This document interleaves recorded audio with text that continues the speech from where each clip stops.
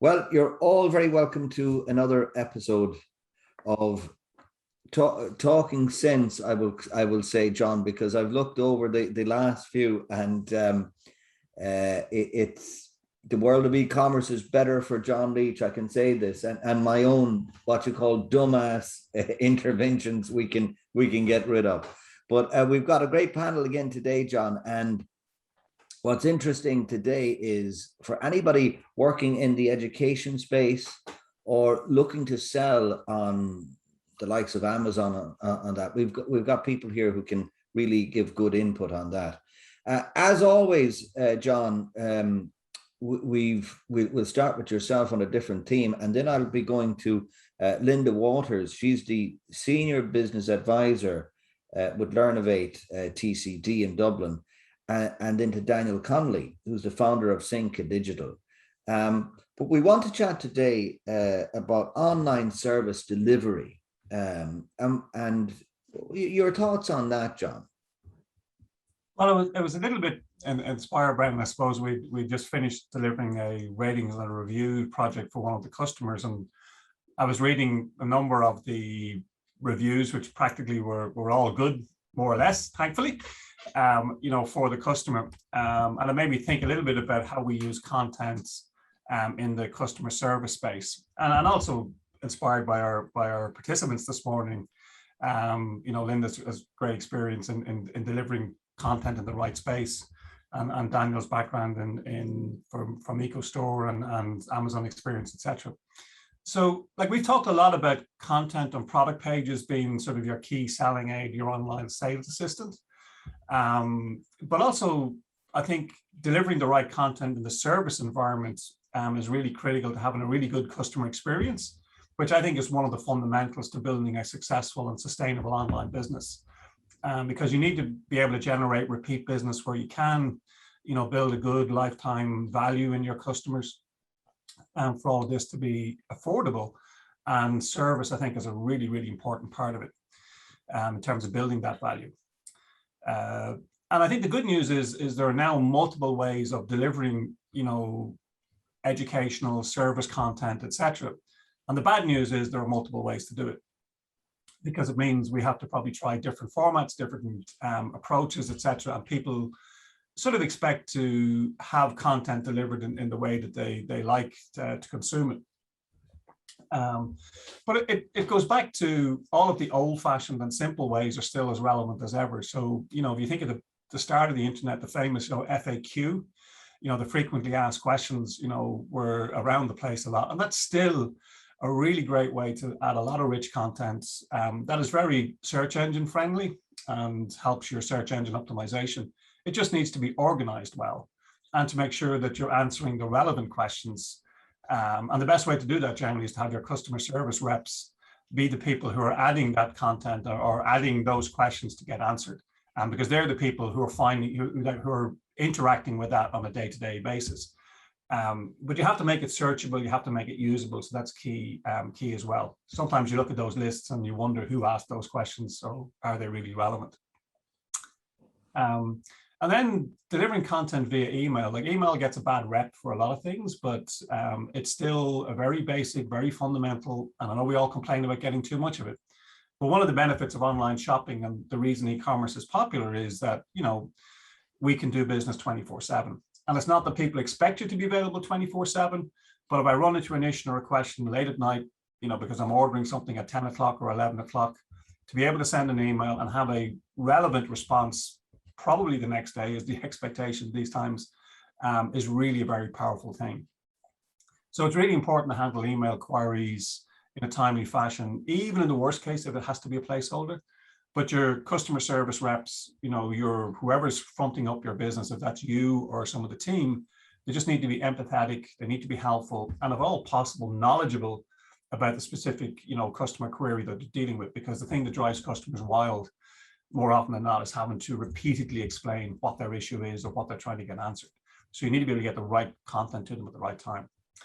And then the social channels, always one for great debate. And we often as marketeers tend to think of social channels as a means to push out content, to target people with the right advertising. And the thing you have to remember is it's a two-way channel. And if you don't deal with the inbound queries, then you're sort of in trouble and you're missing a real trick.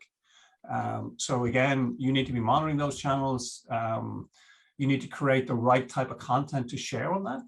And that can be things like the how-tos, save snippets for answering chat questions, short videos via links, those types of content.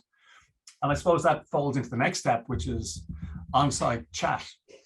And I have something of a love-hate relationship with chat on websites. I think when it's implemented well, it's very immediate and powerful, but there are so many bad implementations out there, it sort of beggars belief. Like from instances that are just very disruptive, to chat sessions that never have anybody answering, or to chat bots that are worse than useless. They sort of remind you of that YouTube video, if anybody remembers seeing it, of the two Scots trying to use voice recognition in an elevator or a lift in Glasgow, and it just didn't end well. And that can be very often your experience with chatbots. Yeah. And to be fair to our Scottish brethren, if it was a mid-loud accent, it probably wouldn't have done any better, as I know from experience. And I suppose finally, just to think about, we're a lot more used to consuming video these days on all of our devices. And video is no longer expensive to produce. Like, with little thought and effort, it can be done, pretty well. And it can be shared easily. And whether that's webinar type content, how to, style, videos to help people. Unboxing videos are extremely popular, in terms of helping people understand what to expect and what to do about when they get their product demos, etc. And again, it needs to be accessible, it needs to be searchable, it needs to be delivered via the right, or indeed all channels, unfortunately. But a really good and well organized content or library content can make a huge difference in doing this effectively. So, the main point I would sort of think about this morning is, we are in the content business, as I keep saying, when we're dealing with e-commerce generally, and whether that's getting your product descriptions and all of that sort of stuff right up front, whether getting your brand visible in the right media spaces. But when it comes to delivering service, spending as much time and effort on creating the right and good content to make sure that service experience is good, I think is really critical to building a successful foundation for your business going forward. So that's the thought process, or the thought for this morning, Brendan.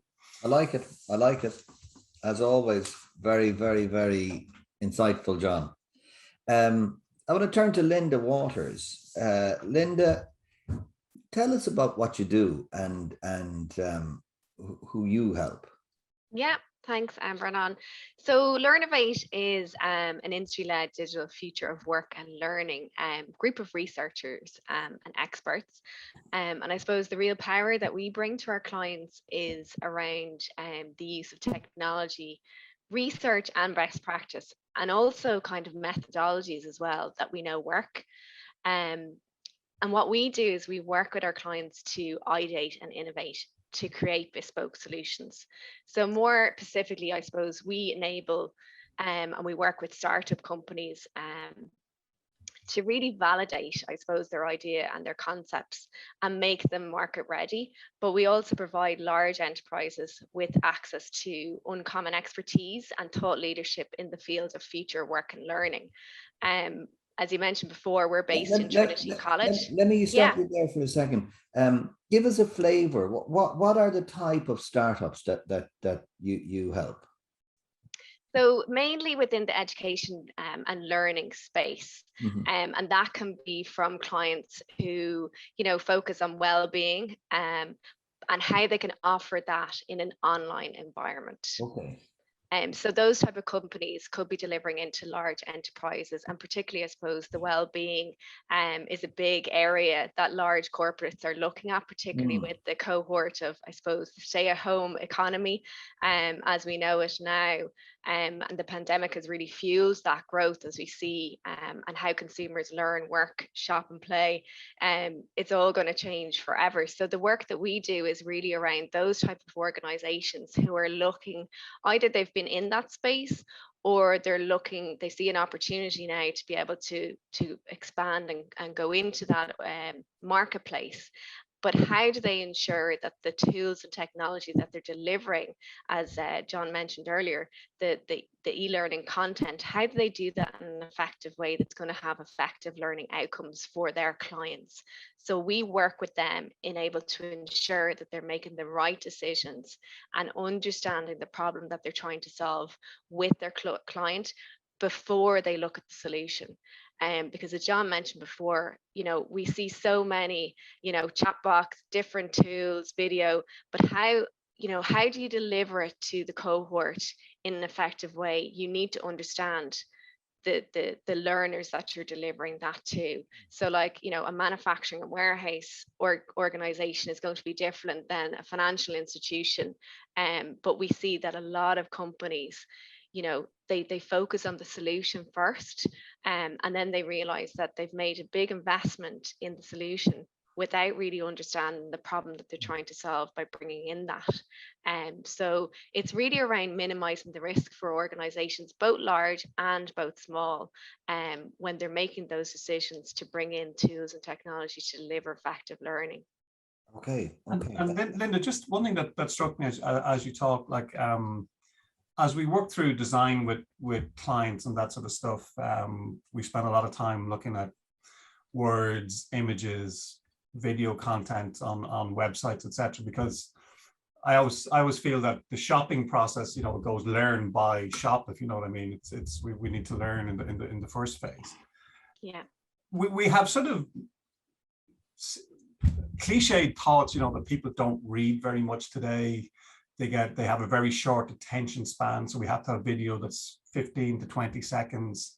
So that there's a big push very often towards sort of snippets or very small pieces of content, etc.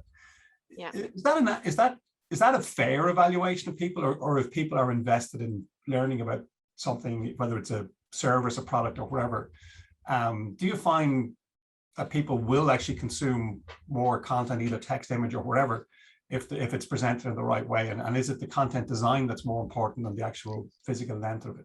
Yeah, it's absolutely content design, and it's all around the user experience. So you can have the best content in the background, but unless it's being delivered in a way that's going to be effective in terms of looking at that user experience, user design in the interface, you can lose the motivation and engagement that a learner has started off on that journey of your program.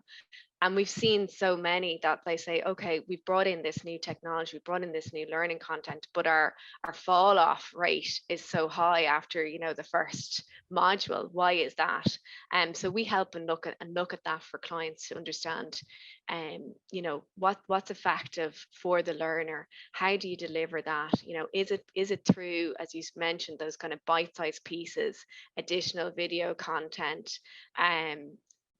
communities of practice, as we mentioned earlier before we started into the discussion, is really, really important. Like, we worked with a client recently who were an English language organization, and they wanted to put in place more kind of, as you spoke about, that kind of chatbot area within their tool. And when we went out and spoke to their learners, they had no interest in it. It wasn't something that they wanted. So for us, we were able to go back to that client and say, you can invest and you can put in this chatbot all you want, but it's not going to have any impact on the outcome of the learning or the experience for your learners. And what they do want is they want more, as you spoke about, that customer interface. When they're having a challenge, when they're having a problem, is it going to be answered quite quickly, and can they find the information in terms of that content library in a more in a quick and easy way for them. So again, going back to that whole user experience online is so important. Same when we're looking, when we go online to shop for clothes, if it's not an easy process, well then, you tend not to click the purchase button. You just click off it because you've lost the will. And it's all about that customer experience, how you can create, going from one page or one module into the next, or the learning content and so forth. So yeah, absolutely. Yeah, and the other thing that you mentioned when we were talking earlier was really about building communities of learners. And we often work with, like, brands and clients also like to think of being able to build their own community of followers and customers. And, you know, we create Facebook groups or even LinkedIn groups or wherever to try and foster that that sense of belonging to a tribe or wherever word you want to put on it at the time. Is there anything that you consider to be good practice in building those communities? Because they can be very hit and miss. Some of them, probably less of them work than we would like, in that it becomes just very one way. It's just another way to ask a question, get a question answered. You don't necessarily get real sharing or interaction between members of the community. It's more around looking at kind of reflection and being able to share the reflection or learning journey that you've had as well, and be able to share you know, quick wins and inputs. So it's not necessarily, you know, how's your day going and that kind of thing. It's more, you know, creating that snippets of information that you can share with the other cohort of learners through your network, badging, different things that you can put in place as well to see, you know, how. So even within the kind of corporate sector, it's like looking at, you know, if you want to create this environment where you see within your team, you know, other people are going through this different processes through this learning modules that the company has delivered out. It's creating that kind of motivation and engagement. It's looking at the best practice and models that you can implement depending on the type of learning. And I always go back to that. Not one fits everybody, you know, and that's where we've seen the mistake with online learning. It's been, you know, taken from a face-to-face environment and just put into additional, and it doesn't work. You know, you can't do a face-to-face and move it directly into an online environment, and that's where people make the mistake. So it's really, again, going back to see what works for the type of cohort of learners, whether they're third level, whether they're in a corporate space, and then what kind of industry are they in can be totally different as well, or even what team within the organization. And this is the problem that we find, that, you know, even within the larger corporations, they bring in one solution and it doesn't fit everybody's needs. Like if you even think of within the retail environment, you know, you've got staff on the floor are very different to your back end office staff. And one solution is not going to suit both cohorts of your staff or learners. So it's looking at being able to be flexible in terms of the content and the solution that you deliver. Linda, what do you do when somebody comes to you and they've invested so much in that one solution and really want to make it stick? Yeah. What's your tack there then? So then we look at what they've got and we look at what their key priorities are. And generally the way that we look at it is we do a back and front end service mapping and identify, well, where is the gaps within the delivery that they need, and what are their priorities, and then how can that solution work to fill those gaps. And a lot of the time as well, Brandon, they might have this solution in place for a 5-year period, you know, and then they'll go back out to tender. So it's helping them work with, as you said, what they've got at the minute to effectively, you know, deliver the training and the learning that they need for their staff. But also then understanding what's going to be the requirements, both functional and non-functional requirements and specifications. So when they do need to go back out to the market, they've got a much better understanding of what they need from a business outcomes perspective. So it allows them then to go to the, you know, the C-suite level, whether it be IT, HR, and so forth, to be able to say, look, this is our business case, this is what we need, and this is the reasoning behind it. And it's not just because this is what we want. We've based it on research and we've based it on best practice, and we've identified the tools based on understanding our learners. But yeah, you're absolutely right. Look, you know, we're not saying to every company, come to us and you'll have to change your learning management system. It is very much about looking at how can you make it work, you know, best for what you currently have. Yeah. Very interesting. Very interesting. Okay, we're going to change tack completely on that now and go to Daniel Connolly. Daniel, he's the founder of Seneca Digital. But your backstory is very interesting, Daniel, and maybe if you give that to us first, and then bring us up to what Seneca do. Uh, well, first of all, thanks for having me on. Good morning. Yeah, my backstory is kind of self-taught in the world of e-commerce. Myself and my father had a very successful environmental equipment company.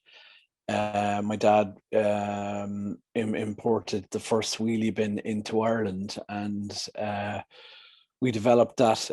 I did an economics degree in UCC, did a graduate diploma in Bolton Street in environmental management, ended up working for my dad for a year in his company Waste Solutions, and I planned to go to Australia, and after a year of getting my salary, never left. So anyway, the internet was kind of coming big, and we were getting a lot of phone calls, let's say, from business owners. We would have dealt in the trade where people would want to buy, let's say, some form of a waste container individually. So I set up ecostore.ie in 2007, later sold it to an investor.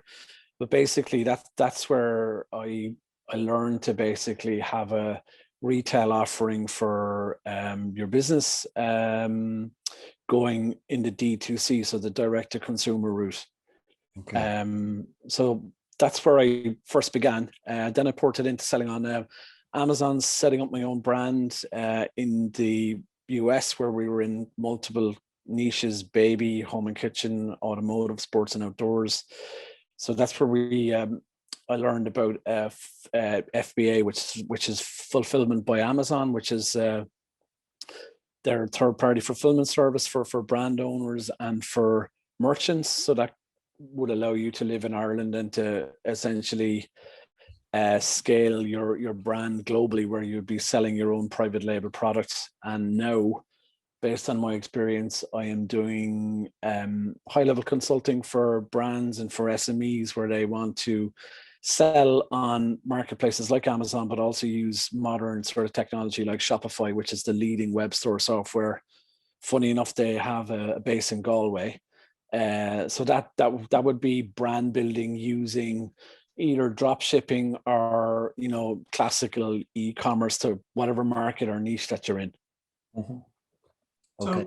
So Daniel, one of the interesting questions that we often, when we work with clients who are, in the smaller end of the e-com space, is, do they build their own website? Do they sell through Amazon? Do they do both? How do they balance the two? I'd be interested just in hearing your experience about how those two channels sit together, because we increasingly, obviously, it's an omni-channel sort of world. So people have to appear in more places than one. And how do you balance those two things? Or what would your general advice be? Well, my advice now would be do not sell on Amazon. No, but I would say if you, first of all, like COVID-19 has completely changed the game, because what happened was that traditional retail has been shut down for 2 years. And a lot of businesses that either weren't online or were kind of a little bit online had to go online. So the game has got an awful lot harder. In the old days, the front leaders were online and they didn't really have a whole lot of competition. You know what I mean? Yeah. It's like if you had a web page up on eBay, like you were guaranteed to get an order. You know what I mean? So there was nothing about having an optimized brand and keywords and all that stuff. Whereas now it's much, much harder, and it's all like Linda said there, like it's all about the creative and the user experience. So my advice to a brand owner would be, like, ideally try and be selling or creating your own products, which means that you have some sort of IP, price it appropriately, but you're going to have to make allocations for manufacturing your products. You're going to have to put money towards paid ads, which is to sell it either on a video ad, let's say on social, so Facebook or Instagram. Then you have to have a fulfillment, which is your shipping and packing. You got to deal with bank charges. You got to deal with various software subscriptions that you could be using. So like Shopify is the best in class web store software, so that's a SaaS, so that's a monthly fee. And then you're dealing with the issue about you have customer service, returns, bank charges, all that kind of stuff. So it is a complex thing, but if you get it right, it's a great way to go, because it means that you can have the omni-channel where you might have a brick and mortar retail. So like you could have a shop in Ireland, and then overnight you could also be selling overseas. So you may be able to double or triple your turnover, and also sell into more geographic regions, you know. So Ireland is a fine market, but it's quite small by population. And that's it, Daniel. Sorry, John, I was just going to say, within like the education providers have, you know, seen that it's been able to give them more opportunities to look and enter into, you know, that global reach on other markets they didn't necessarily think about before. Yeah, well, it's just to drive your point in there. I did an awful lot of online training courses. Like when I did an Amazon course, which is called Amazing Selling Machine, came out in 2013, I think. And so basically that was a kind of an online event. I think I paid about $3,000 course, and it ended up in a live event in Texas. So basically what that was, it was like entrepreneurs that wanted to learn to sell on Amazon. And I ended up making lifelong friends where these people, you know, built 6-7 figure $1 million brands that sold out. We were really like the first people that were like high-end merchants selling on Amazon using FBA. And most of these big technical courses would come out of the US, you know. Now it's changed a little bit now because a lot of people are doing that, but so like it's never really been easier to be able to sell online if you just take out a Shopify subscription. And you know, there is an awful lot of content and training for free on YouTube, which is fine. But you know, what a lot of business owners find difficult is that, you know, they're running their day job or they've got their family stuff, and you know, to keep ahead of what's happening with Facebook ads or, you know, all these changes, it takes a lot of time and effort, and a lot of it is trial and error. You know what I mean? Just because you have a great product, that's only half the battle. It's trying to get it sold, trying to get conversions, trying to get your sales copy on point, trying to get your customer service, trying to get your shipping. And with COVID and everything else, there's a lot of barriers to overcome. It can be quite stressful, but if you're resilient and you know your niche and you just want to focus on that, there are huge possibilities and potentials. Yeah, I think that's something I would share in terms of it's very important to have a medium-term strategy. You know, that very often, you know, people look, you know, it takes a long time to generate an overnight success.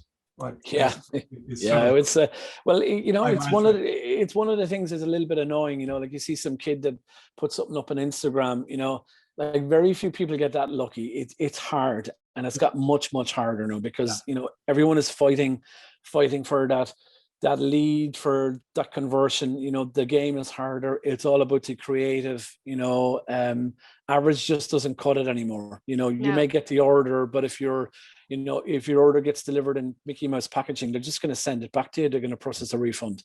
Yeah, and that's what we were seeing, you know, with clients that were coming to us last year. I was saying to John earlier, the first 6 months of the pandemic, it was just like, whatever, we were in business, we're, you know, making sure that our business survives mode. And then it was like, okay, our competition, who we didn't really see would be in this space for another 5 to 10 years, are now here.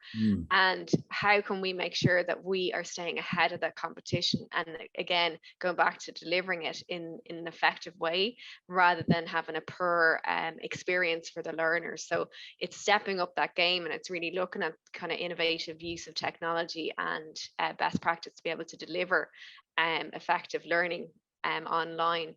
But you're right, John or Daniel, like there's been so many that just are being left behind because they're not able to keep up with the speed and the acceleration that digital transformation has happened, and particularly within the education space that we've seen anyway over the last 18 months.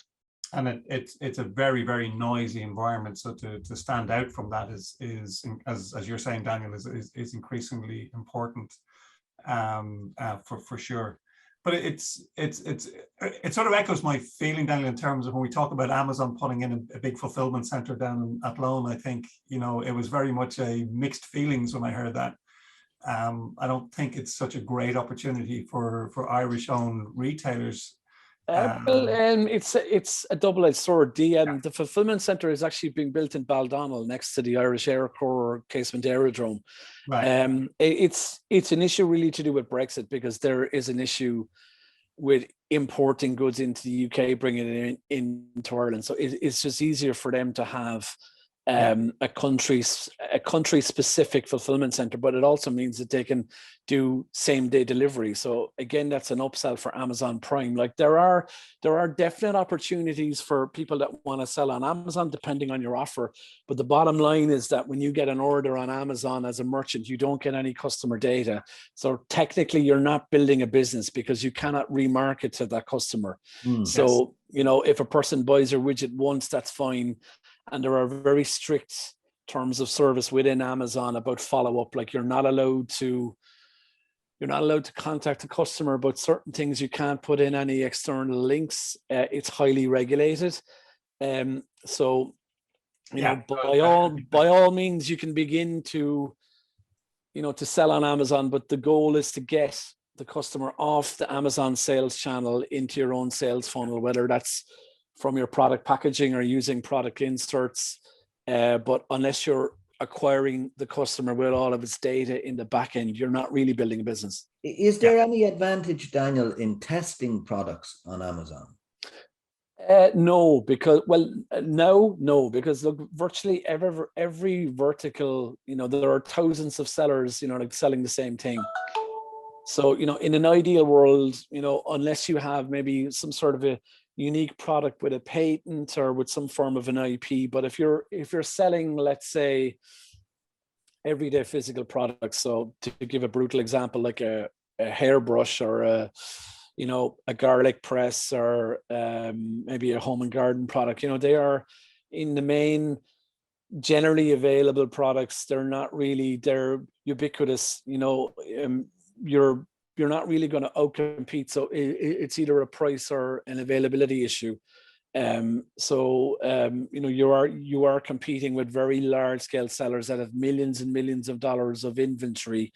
So they can afford to beat you on price or on availability.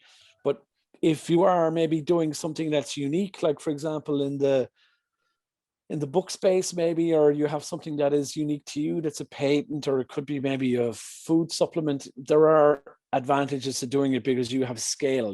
They're giving you access to millions of customers. So there are good points to it, but in the main, there are an awful lot of people that are selling on Amazon, but they're not making any money.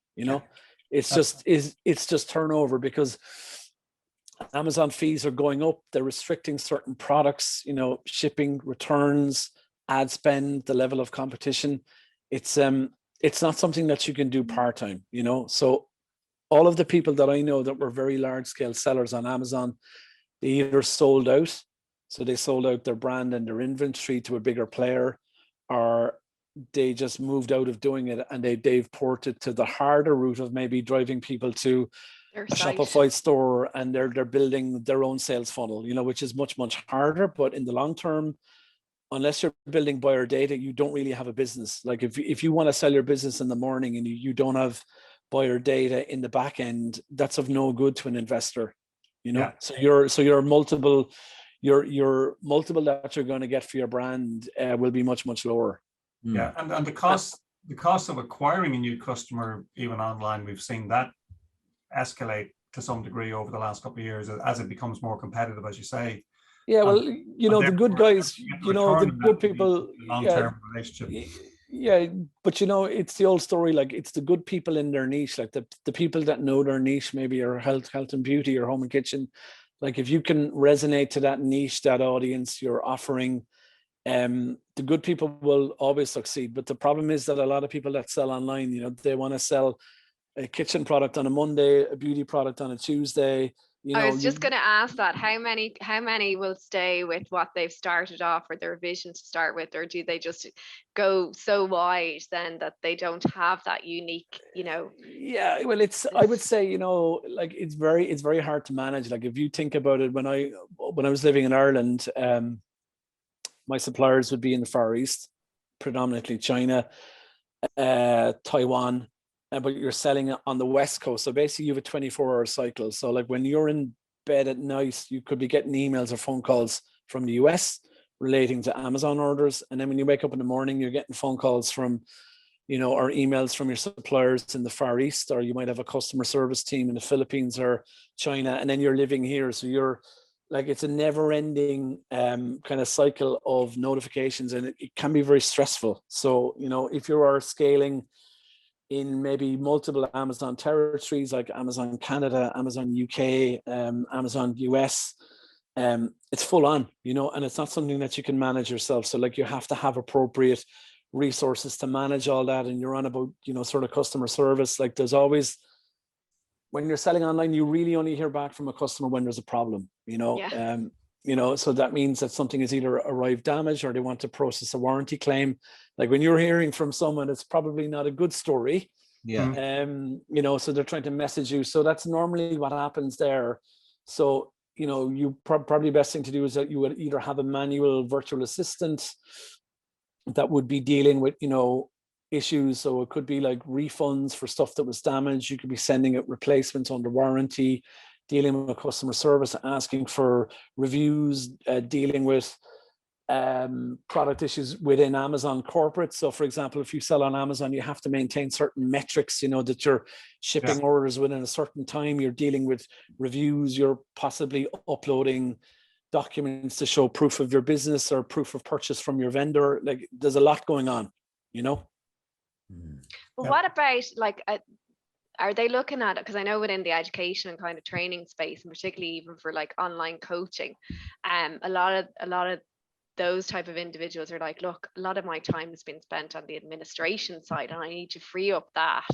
And we're looking at different ways and techniques that they can do freeing up the administration side and utilizing technology to do that. So do you see a lot, like, is it individuals who are setting up these companies, are they thinking about that, or do you see could that being a gap in terms of the support side of it? How can they use technology in the best way to deliver that service? Well, the big thing in the US, people in the e-com space, the real money for them is made, believe it or not, in producing content courses on how to sell. So let's say, how to sell doing drop shipping, or how to sell on Amazon, or how to make $1 million doing YouTube ads. That's really where the money for them is on that. And it's like the big thing in America is that, the live events like the Web Summit and stuff like that would be a similar example where, some e-com entrepreneur, they really make the money. It's like the old saying in the gold rush, the guy that made the money was not the guy digging for gold, it was the guy selling the shovels, right? So the big high-end courses, they do high-end masterminds, guys that are maybe doing, 20 million a year. They could have 3 or 4 different brands. They all meet in Mexico in a big villa, and they're exchanging strategies about, maybe doing Facebook ads or, getting products made. There's endless possibilities, but the big money is doing those kind of high-end mastermind courses. That's where the money for them is. You could be paying 20, 50 grand a year to be a member, right? That's obviously very few people reach that level. But if you go on to YouTube and like how to sell on Amazon, you'll always find these gurus or fake gurus that are selling, content courses with the upsell that there's a live event or there's a mastermind group, where that's really where they make their money, but that's not what I'm at, because realistically, I'm kind of in the game as a brand owner myself, and I actually like, to help people. And, for people that aren't sort of tech savvy or that are brand owners, they probably don't have the level of experience that I have in terms of all of the mistakes and issues and learning the hard way. So, I really want to impart that and to, to help them to save time and to save money and to get there quicker. And it means that, for me also, there's the benefit of, building your network, maybe building helping a local brand. And like the ultimate for that then would be to get a recommendation from them. They may know another person, you know, and with the benefit of Zoom and stuff like that, you can do a lot of their stuff online. Yeah. But it's really dealing like business owner to business owner, where they have an issue, they have a bottleneck in their business, and they just want to get my opinion on it and see if I can help based on my experience. But, you know, I've been doing e-com now for almost 20 years. So I have a lot of contacts, you know, in the Far East and in the US, where we can, you know, pitch an issue and try and work it out and of some shape or form, reach out to different contexts and, you know, sort of come up with. Yeah, going back to just to your sort of question, like one of the things that we spend a certain amount of time with clients with too is thinking about this as an ecosystem, as you say. Like, it's not just the front end website, you know, it is how your customer service happens, it is how payments, it is how accounting. Like, you have to think of all the elements of your business, and then you have to prioritize where you're going to invest in the integrations, the digitization of that, if you like. Yep. Because again, a lot of those clients or businesses, you know, if you have an unlimited budget, you can go build what you need from the start, but that's rarely the case. And most organizations don't have the technical support or developers, you know, within their team. So it costs a lot of money to develop out these solutions from scratch. And there are plenty that can be customized into a way that, you know, can be effective. I think it's important to build out at least that map, that roadmap, that picture where you hope to get to over the next, you know, year two, you know, year 1, year 2, year 3. And depending on how the business scales and grows, you know, it's perfectly good to use manual processes, you know, but then you end up, as Daniel describes, you know, there's emails coming in all hours of the day and all the rest of them. That's fine when you're getting 1 order a day. You know, if you're getting 100 orders or 100 of those, then it becomes a whole different problem. Yeah, you can't scale. You can't scale if you're not putting in those, you know, those tools and technology to help and support you. And if you're not planning the investment to go meet that as the business scales, that's where the challenge. That's where you can end up with an unholy mess. Well, just to give you a little bit of an insight, one of the great things about Amazon is the automation, right? Because if you send, you know, your box of 100 widgets, and so what happens with Amazon is that you list your product on the store, you know, like eBay, and basically if you're using fulfillment by Amazon, like Amazon knows that they have 100 units of your product in stock. So the issue is that if it begins to sell, but if your inventory goes to 0, your product is removed from the catalog. So let's say you're selling your 100 widgets, John. The handy thing is, if you just get it to Amazon, they'll take care of everything else. So when you're in bed at night, they'll pick, they'll pack, they'll ship it for a fee. Okay. So you're not running to the post office. But the problem is that if you're selling 10 orders a day and you have 100 units, okay, you know you only have stock for 10 days. But the problem is that if you can't match that inventory, your inventory goes to 0, your product is delisted, you can't make any money. So it's the chicken and egg of managing that, right? So your fast selling SKU will sell out too fast, and the other one that's not selling so fast, you have too much of that.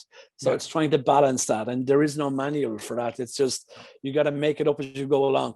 Yeah, or to be able, you know, crystal ball would be great to be able to forecast. But it is great that way, that you can ship it off to Amazon and they'll mind everything else, and the whole thing is automated, and they'll only send you a copy of the order when it's shipped. So it is very easy that way.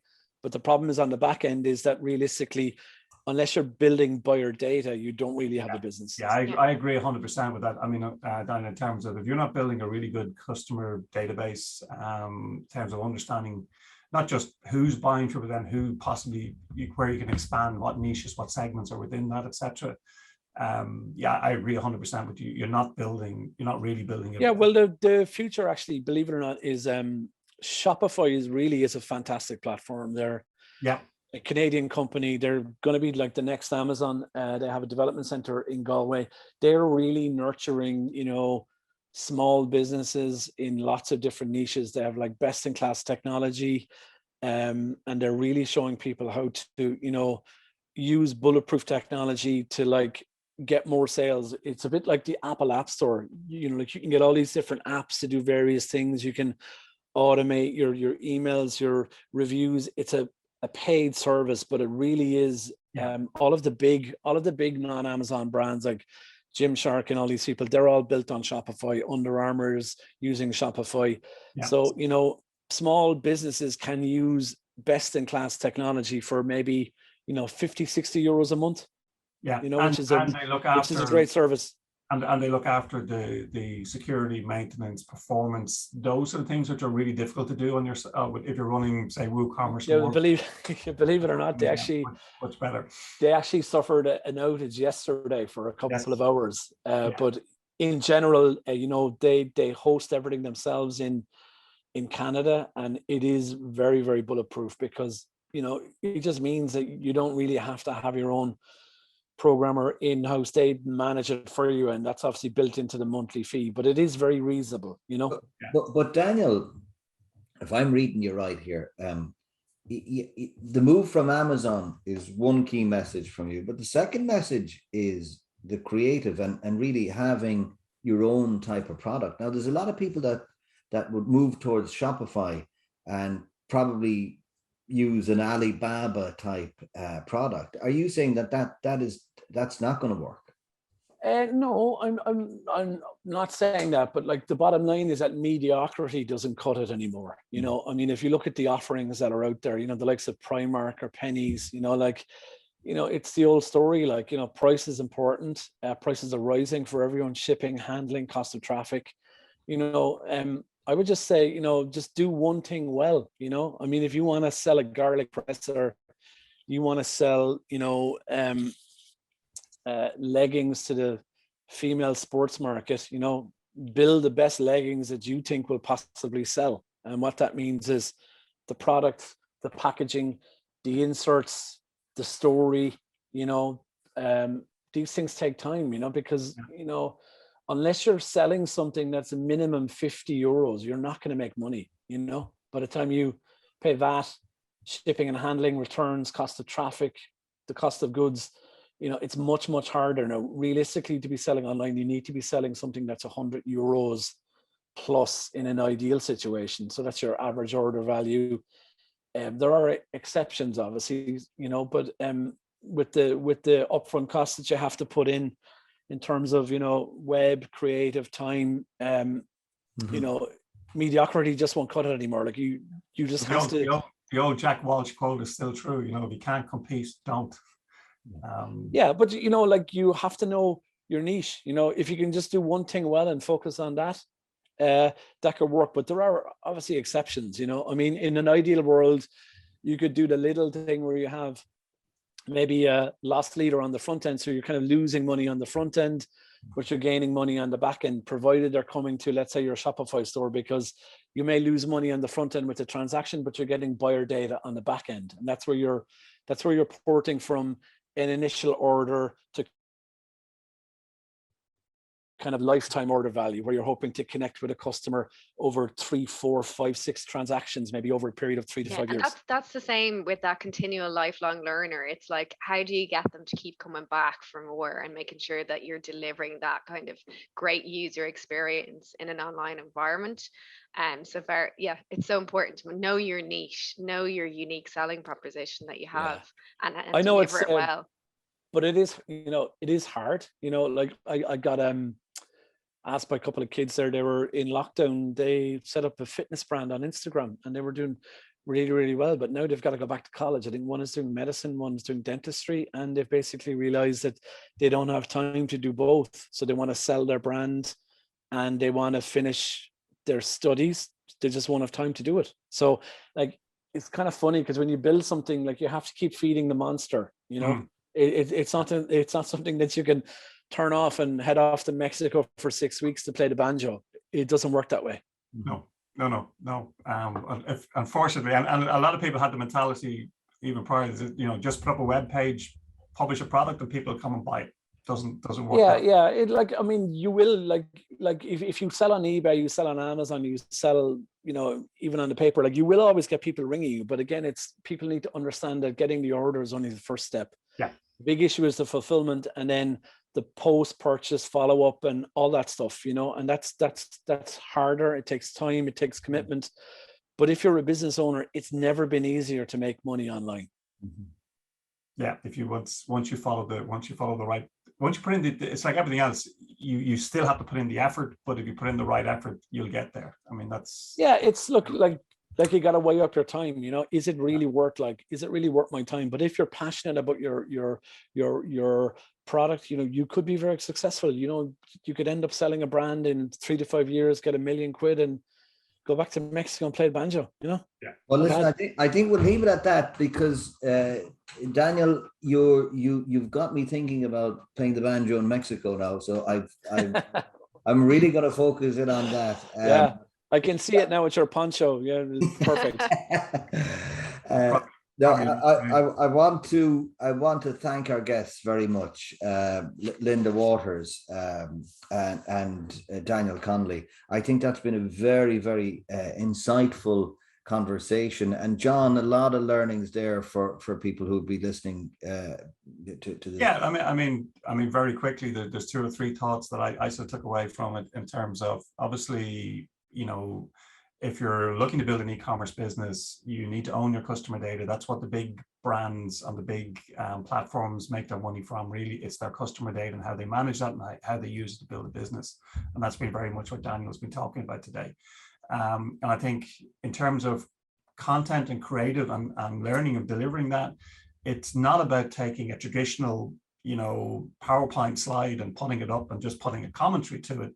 That's not delivering online learning or digitizing a new service. You have to be more engaged and more understanding of your target audience or persona to make that work. So, I mean, 2 very fundamental and very simple things to take away. Yeah. That if you're in either space that you need to consider. Well, look, I'd just like to make an offer. If you or your listener, anyone wants to do a free 30-minute consult with me, you know, to look at their business and maybe look at their pain points and see if I can help. You know, I'm not saying that I can help everyone, but if it's an existing business that is running paid traffic and is already selling online and they want to look at scaling, whether it's on Amazon or whether it's using Shopify or doing social media, I'd be more than happy to offer anyone a free 30-minute consult and see if I can help.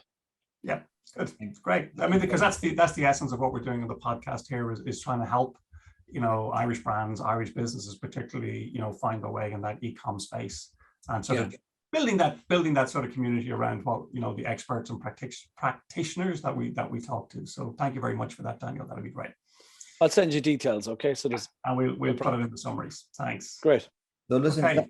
Thanks a million to everybody, to Linda Waters, to Daniel Connolly, and as always, John. Good morning's discussion. Very, very good discussion. Thank you all. Thanks, everybody. Great, guys. Thanks for having me involved. Bye. Cheers. Daniel, thank you, Linda. Thanks, and, Mel.